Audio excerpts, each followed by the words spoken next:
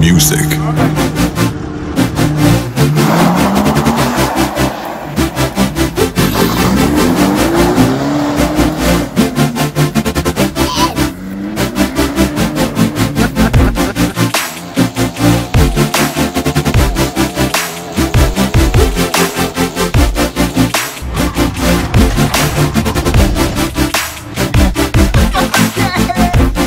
Souris, t'es filmé.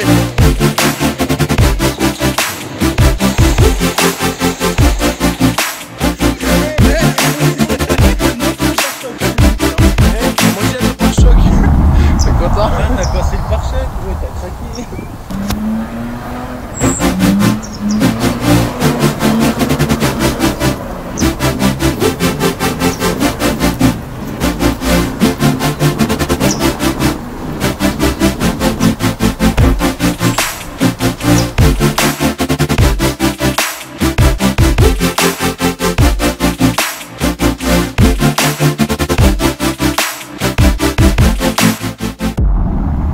Salut les amis, j'espère que tout le monde va bien. Donc ça fait un petit moment qu'on ne s'est pas retrouvé, que j'ai pas eu le temps de refaire de nouvelles vidéos, de nouveaux montages. Vous allez comprendre pourquoi. C'est qu'en fait j'ai eu l'ouverture officielle du garage, ça y est. Je suis officiellement ouvert. Donc ça, il y a eu la pub à mettre en place, du matériel encore à mettre en place. Pas mal de petites choses. En plus de ça, j'ai craqué sur des véhicules dernièrement. Il y a même d'ailleurs un des véhicules que je n'ai pas publié encore en vidéo, enfin deux du coup maintenant. J'ai ça donc à vous faire partager aujourd'hui. Donc en premier, on va commencer par celui-ci. Donc ça c'est le dernier. J'ai vraiment craqué là-dessus. Voilà. Donc c'est un GMC, un K2500, avec un joli moteur là-dessous. Franchement, c'est vraiment un très très beau bébé. C'est vraiment un très très beau bébé.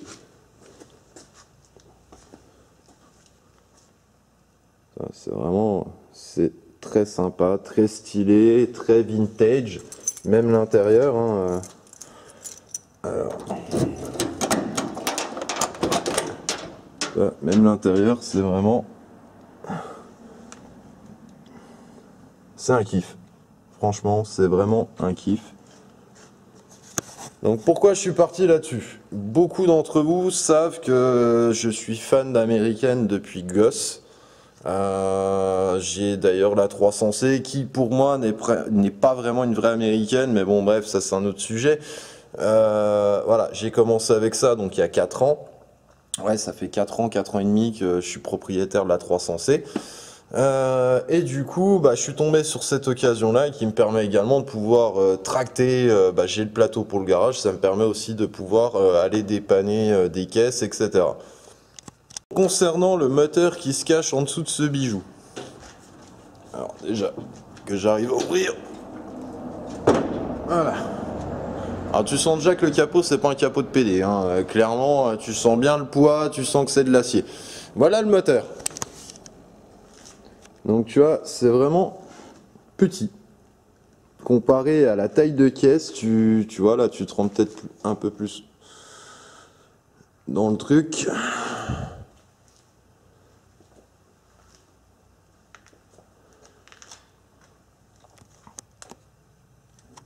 C'est vraiment un bijou. Et en fait, la petite surprise quand je suis allé le récupérer, c'est que tu vois l'admission, en fait, c'est de l'Edelbrock. Le carburateur est en Edelbrock. Et en fait, on a des arbres à cam en dessous qui sont justement des arbres à cam performance. Ce qui veut dire qu'on a un V8 là-dedans, donc un 350 Ci en 5,7 litres.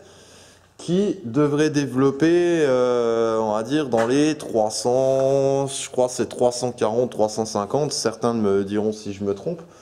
Là on est clairement au-dessus. Je me suis fait surprendre quand on est parti en essai, parce que la personne qui l'avait avant justement a toute une collection d'américaines, ça m'a même bluffé. J'avais pas le caméscope avec moi, j'avais rien pour faire les vidéos, ce qui était bien dommage d'ailleurs. Et en fait, il me disait justement qu'il marchait très fort pour un 350 Ci. Et oui, je confirme. Il marche très très fort. Ouais, déjà, ce qui m'a plu, tu vois, c'est cette grosse calandre comme ça, imposante. Puis le look, le design, hein, on va pas se mentir. Alors après, le gros truc de ce pick-up, comme beaucoup, je sais que la question va revenir forcément. En consommation, ça donne quoi? Alors déjà, on est sur une boîte en overdrive. Donc l'overdrive, quand il s'enclenche, je vous montrerai en essai, le pick-up il se met comme sur son ralenti et pop pop pop pop, il arrête d'être dans les tours. Donc déjà, on a un gain de consommation. Par contre, en consommation, on tourne quand même sur du 17 litres.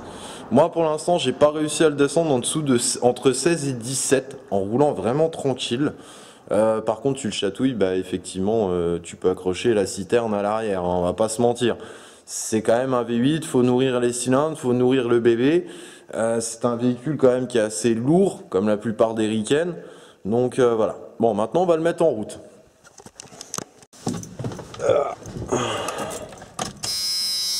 Ah, le petit bip pour la ceinture, tu vois. Alors, le seul gros défaut en fait que j'ai à l'heure actuelle qui est très chiant, c'est la jauge à carburant. Parce que là-dessus, bah ouais, c'est bien beau, ça consomme. On a un petit réservoir qui fait 60 litres. Le souci, c'est que la jauge à carburant ne fonctionne pas. Donc ça, c'est un peu la merde. Allez, c'est parti. Tu vois, elle reste comme ça. Alors déjà, normalement, elle devrait être là-dedans. Donc ça, faut que je démonte. Et tu vois, il a que 175 000 bornes. Il a rien du tout. Allez, c'est parti.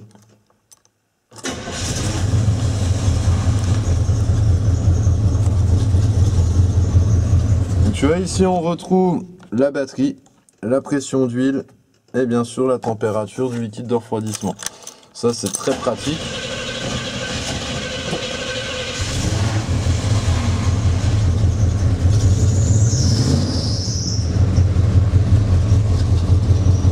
On voit qu'il fait des siennes avec l'humidité.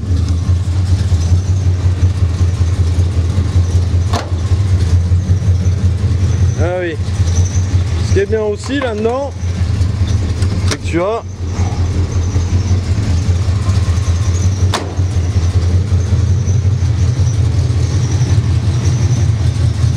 moi franchement je surkiffe. Je sais pas pour vous, mais je voulais vraiment vous faire kiffer là-dessus. En plus on n'en voit pas hein, clairement. Là, on a même les feux de gabarit.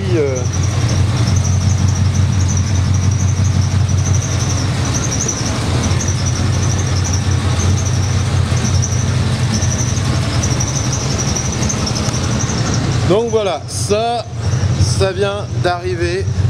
J'ai enfin réalisé ce rêve, hein, clairement, hein, parce que moi, clairement, un V8, pour moi, c'était... J'avais oublié même ce projet, on va dire ça comme ça. J'avais clairement oublié ça. Et ouais, c'est enfin arrivé. Encore en plus, comme vous pouvez le voir, on n'en croise pas partout. L'avantage que j'ai, c'est pareil, c'est que c'est pas un Chevrolet, c'est GMC. Après, à savoir que tout ce qui est pièces de Chevrolet, donc le Blazer justement, tout s'adapte là-dessus. C'est-à-dire que j'ai récupéré en même temps les deux ponts là. Ça, c'est des ponts de Blazer. Donc l'avantage, c'est que si un jour j'ai un pont qui merde là-dessus, eh ben faut que je change les deux parce qu'évidemment on ne connaît pas le ratio de ceci, donc je serai obligé de changer les deux en même temps. Mais au moins j'ai déjà ça d'avance. Donc là-dessus, j'ai un petit peu de travaux de carrosserie, hein, pas excessif, mais j'ai des petites choses à faire. Je pense que je lui referai une peinture complète. Pareil, on va rester dans le noir, le truc vraiment imposant. Donc ça, voilà, le pick-up, c'est fait. Ensuite, j'ai une autre voiture que j'ai rentrée il y a quelques mois en arrière. Enfin, quelques mois, non, plus que ça. Je l'ai récupérée pour la sauver. Et ça me tenait à cœur quand même. La voici. Alors, on va peut-être pas bien voir. Si, ça y est. Donc ça, Honda CRX, première génération. Tu vois. Et en fait, le moteur tourne parfaitement, hein, parce que je l'ai testé et tout, il n'y a pas de souci. Le gros défaut qu'il y a là, c'est ici. Tu vois, j'ai toute la carrosserie, donc là, il va falloir que je découpe. Tu vois, et que je coupe à peu près jusqu'ici, normalement. Alors pareil, tous les panneaux de porte, ça c'est du plastique, tu vois, c'est fissuré, c'est pété. Les ailes, pareil, là-dessus les ailes, tu vois, c'est en plastique. Donc là, elles sont toutes pétées, t'as beau refaire, ça recasse plus loin. Et du coup, il fallait trouver les pièces. Donc pour avoir les pièces, j'ai dû reprendre une comme ça. Pourquoi j'ai dû aller chercher la même? Parce qu'en fait, il y a beaucoup de personnes qui refabriquent donc pour la version d'après, donc la ED9 qui est sortie en 87. Celle-ci elle est 85, comme le pick-up d'ailleurs. Le petit GMC, il est de 85. Et en fait, ils peuvent refibrer donc les bas de porte, ça, il n'y a pas de souci. Par contre, concernant les bas de caisse, malheureusement que ça soit la S53 ou la AF, eh ben, c'est impossible et ils ne correspondent pas avec la ED9. Donc du coup, j'ai retrouvé la même caisse avec les pièces que j'ai besoin en carrosserie en très bon état. Et il faut que je me mette dessus. Mais j'ai toujours pas eu l'occasion. Donc ça, c'est pareil, vous les verrez dans les vidéos à venir. On fera ça, il n'y a pas de souci. Donc c'est des véhicules forcément de collection. Donc ne me demandez pas si je vais les vendre. Non, clairement pas. Je ne pense pas du moins. Je vais prendre du plaisir à travailler sur ces deux véhicules-là. Pareil, le GMC, bah, il est en carte grise collection. Donc il y a beaucoup d'avantages aussi à ça, que ça soit en assurance, que ça soit également en contrôle technique. Du coup, vous avez un contrôle tous les 5 ans. Bah là, le prochain contrôle 2027. Donc, vous voyez, c'est quand même pas négligeable. Et moi, je suis parti là-dessus plutôt qu'un utilitaire pour le garage. Déjà parce que c'est dans mon esprit. C'est dans l'esprit du garage. J'ai toujours kiffé ce type de moteur. Voilà, vous avez déjà vu que j'ai eu de la japonaise. J'aime bien les japonaises, mais mon petit truc perso, c'est vraiment ça. Voilà, faut que ça impose, faut que ça claque, faut que ça fasse du bruit. Enfin voilà, t'appuies, tu sens que t'as un couple démentiel au cul. Là, clairement, je l'ai trouvé avec ça. Et voilà, après, vous avez beau consommer, bah, ça reste toujours, pour ma part, plus avantageux ça qu'un utilitaire. Et je préfère 100 fois me promener là-dedans que dans un utilitaire. Malgré le bruit du V8, croyez-moi, au bout de 4 heures de route, vous en avez marre. Vous en avez vraiment ras le cul. Et voilà. Donc, je vous ai fait cette petite présentation. Pareil. Donc, je parle. Mais en gros, alors, la drifteuse, comme vous pouvez le voir, bah, elle est toujours là. Tu vois, elle est bien, elle est dehors.